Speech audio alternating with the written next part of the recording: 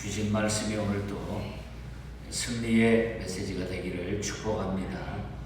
이 시편 24편은 그 시편 68편 또 132편 함께 더불어서 내용이 법궤 호송을 기다릴 때 불렀던 그런 찬양의 노래입니다.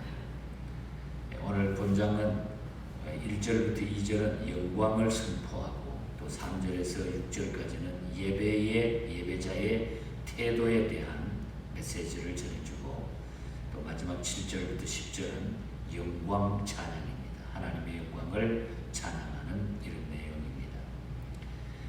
이번 시편의 주제는 하나님이 세상 모든 것을 지으시고 다스리는 영광의 왕이시라는 것입니다. 공중 예배 때에 서곡에 어울리는 간결함과 장엄함의 요소를 갖추고 있는 것이 바로 오늘 예배 찬양의 한 부분이 바로 시편 24편입니다. 핸델이 오라토리오 메시아를 썼습니다만 그 메시아 53곡 가운데 마지막 부분에 영광의 왕이시며 만군의 주 곧 그가 영광의 왕이라고 하는 이 마지막 핸델의 메시아 찬양을 핸델이 작곡할 때 이 말씀을 읽는데 이 말씀을 주시는데 그냥 영감이 막 떠오르기 시작해요. 그래서 식음을 전폐하고 먹는 거 다 포기하고 며칠 동안 그냥 계속 그 악보만 막 그리는 거예요. 그 두꺼운 책을 24일 만에 그 핸델의 메시아를 영감을 받아서 그 핸델의 메시아를 작곡하게 되는 동기가 이 말씀 속에서 시작이 된 것입니다. 이 시편을 우리가 읽다가 보면은 핸델의 메시아가 생각이 나고 또 핸델의 메시아를 부르다가 보면 이 시편이 생각날 정도로 정말 우리에게 놀라운 영광의 왕을 우리가 영원토록 찬송해야 된다고 하는 이 사실을 우리가 기억하게 됩니다. 다윗이 오벳 에돔 집에서 법궤를 하나님의 집 예루살렘으로 메어 드리면서 지은 시 배경이 백그라운드가 바로 오늘 본 시편이죠. 사무엘하 6장의 백그라운드입니다. 우리는 이 시를 통하여 의식의 외면적인 그 흥겨움과 장엄함에서부터 법궤가 상징하는 영광의 하나님께로 인도함을 받게 되는 이런 막 느낌을 하나님의 임재의 상징인 법궤로 말미암아 복을 받는 것을 우리에게 보여준다는 거죠. 그러니까 법궤를 통해서 우리 하나님 앞에 복을 받는다. 우리가 하나님의 집 성산, 하나님의 거룩한 산, 여기에 하나님의 성산은 성전을 의미하고 정말 하나님의 그 임재를 뜻하는 거죠. 하나님의 이 집에 거하려고 하면은 어떤 삶을 우리가 살아야 될까? 이것이 중요한 오늘 본 시편에서 주는 교훈입니다. 그래서 오늘 아침에 우리가 하나님의 성산에 거할 자, 하나님의 집에 거할 자가 누구이며 또 하나님의 집에 거할 자는 어떠한 삶으로 우리가 살아야 되는가? 그 말씀을 오늘 본 시편에서 우리는 초점을 맞추고 우리의 삶을 적용하시기를 바랍니다. 먼저 1절과 2절을 보면은 모든 문제는 하나님께 온전하게 맡겨져야 된다. 하나님의 집에 거할 자는 모든 우리 인생 문제가 하나님께 온전하게 맡겨져야 된다. 이 세계는 저절로 되어진 것이 아닙니다. 무력으로 정복한 자들의 것도 아닙니다. 인간을 포함한 온 세상 모든 것이 다 하나님의 소유다.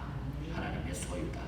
이것이 중요하다는 거예요. 그래서 1절에 보면은 땅과 거기에 충만한 것과 세계와 그 가운데 사는 자들은 뭐라 그랬죠? 다 여호와의 것이로다.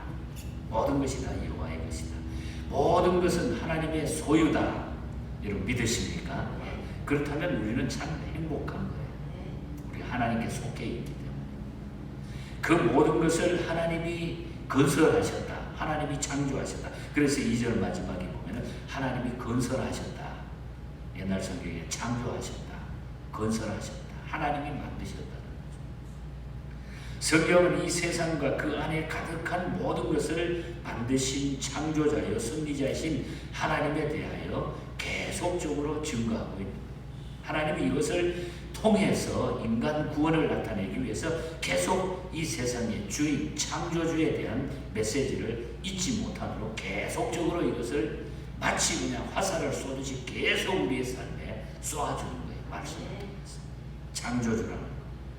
그러기에 온 세계가 하나님의 것이요 그분의 처소라는 거죠. 모든 것이 하나님의 성산, 하나님의 성전. 그 하나님이 다 계시기 때문에 그분의 처소다. 그분이 계시는 곳이다. 그러기에 하나님께서는 모든 것을 완벽한 뜻과 목적에 따라서 통치하신다는 것입니다. 하나님의 권능 앞에 두려워 떨지 않을 사람이 없습니다. 왜냐하면 죄 많은 인간으로서 거룩한 하나님 앞에 견딜 수 없으므로 그에게 다가가는 것은 위기요 죽음밖에 없다는 거죠. 그래서 하나님께서는 우리 인간을 향하여 분명한 계획을 가지시고 이 인간들을 구원하시기 위해서 창조주로 오셔가지고 그리고 예수 그리스도를 통해서 우리 죄 많은 우리 인생을 구원해 주셨다. 그래서 우리는 모든 문제는 하나님께 온전히 맡겨져야 된다. 이것이 바로 하나님 집에 거할 자, 하나님의 성산에 거할 자의 삶이다. 우리가 그렇게 살 수 있는 것을 감사할 수 있기를 축복합니다. 얼마나 감사합니까? 그리고 두 번째로는 하나님의 집에 거하려고 합니다. 3절에서 6절 사이를 보면은 자신과 이웃에 대하여 진실해야 합니다. 내 자신에 대해서도 이웃에 대해서 하나님 앞에는 물론 우리가 우리의 인생을 살면서 자신과 이웃에 대하여 진실하게 살아라. 이런 얘기입니다. 하나님께서는 창조자인 동시에 우리의 구속자이시기 때문에 또한 하나님께서는 거룩하신 분이시며 우리의 왕이 되신다는 거죠. 그러면 누가 영광의 왕이신 하나님을 경배하며 섬길 수가 있을까요? 3절에서 6절 사이를 계속 보면 자신에 대하여 손이 깨끗하며 하나님 앞에 범죄치 않는 자를 말하는 거죠. 그리고 자복한 자, 그리고 마음이 청결한 자라 해야 된다. 4절에 보면 곧 손이 깨끗하며 마음이 청결하며 뜻을 허탄한데 두지 아니하며 거짓 맹세하지 아니하는 자로다. 하나님 앞에 설 수 있는 자는 행실과 마음이 깨끗한 사람, 곧 허망한데 뜻을 두지 않고 거짓 맹세하지 않는 자, 구원받고 복을 누릴 수 있다고 하는 것입니다. 여기에 깨끗한 손이라고 하는 말은 깨끗한 삶을 상징하는 겁니다. 깨끗한 삶. 그리고 청결한 마음이라고 하는 것은 의롭고 올바른 삶의 자세를 가르치고 있습니다. 또 이웃에 대해 뜻을 허탄한데 두지 않는다고 하는 것은 세상 영광과 재미에 대한 욕심이 없다는 거예요. 세상에 그냥 재미 붙이고 욕심 끄게 욕심으로 살지 않는다. 거짓으로 맹세하지 않은 자를 뜻하고 있다는 것입니다. 이런 자들이 하나님의 복을 받고 구원도 얻는다. 그래서 5절에 보면은 그는 여호와께 복을 받고 구원의 하나님께 의를 얻으리니. 할렐루야. 깨끗하게 우리가 사는 자, 자신과 이웃에 대해 진실하게 사는 자, 이런 사람이 하나님께 복을 받고 구원의 하나님께로 의를 얻는다. 그들은 야곱이 힘써 하나님을 찾듯이 간절히 하나님을 찾기 때문이다. 6절에 보면 자신과 이웃 앞에 우리가 진실하게 살아갈 때 하나님이 주시는 복, 그것이 바로 우리가 하나님의 집에 하나님의 성산에 거하는 자들의 삶이라고 하는 것입니다. 이 진실됨이 저와 여러분의 모든 생애가 되시기를 축복합니다.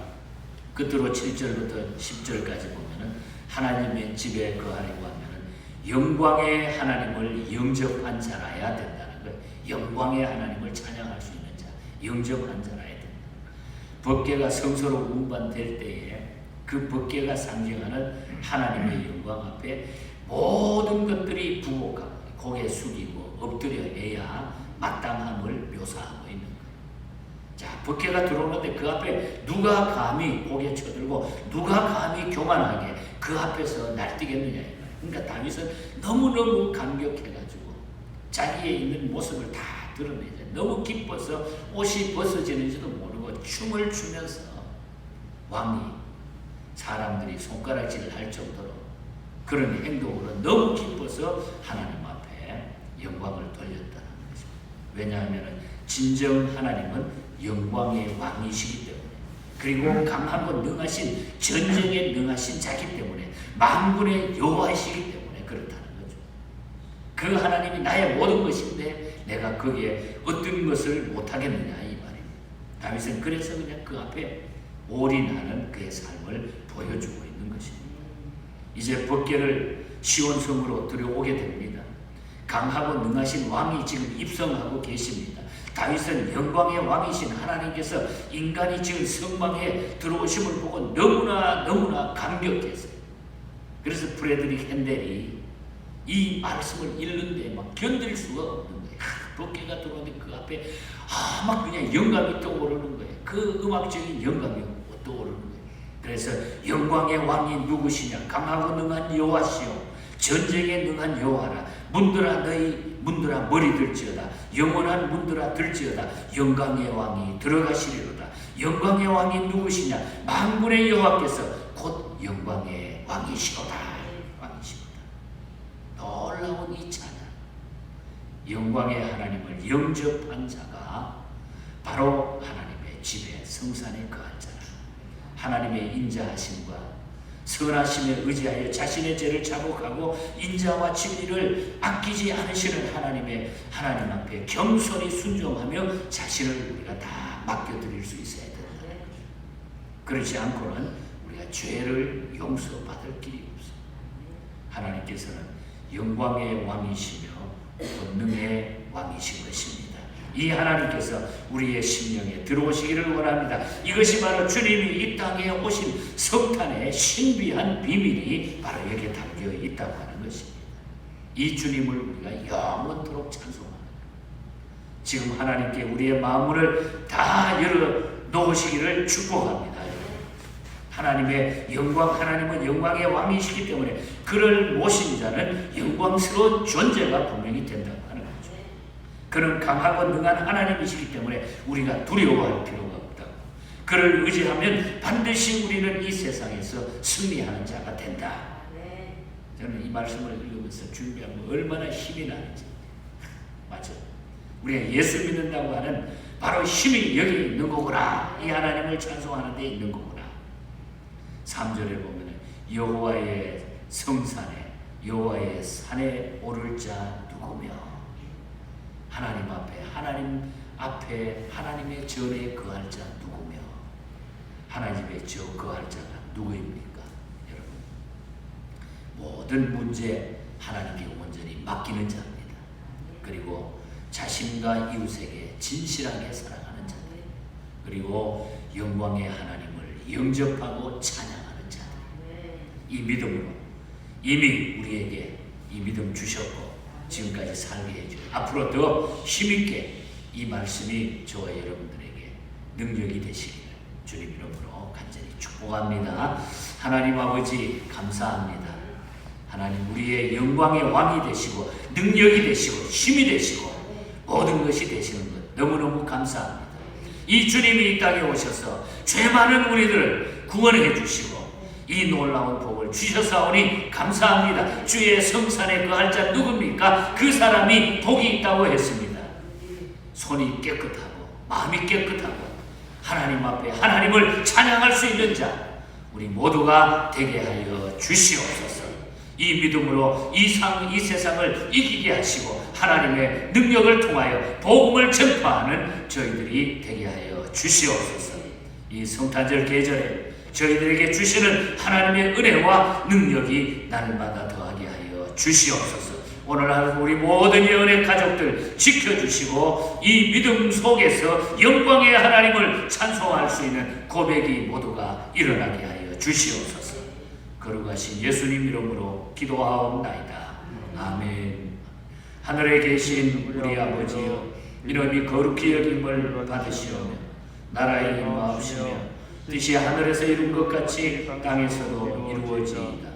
오늘날 우리에게 일용할 양식을 주옵시고 우리가 우리에게 죄 지은 자를 사하여 준 것 같이 우리 죄를 사하여 주옵시고 우리를 시험에 들게 하지 마옵시고 다만 악에서 구하옵소서. 내게 나라와 권세와 영광이 아버지께 영원히 있사옵나이다. 아멘.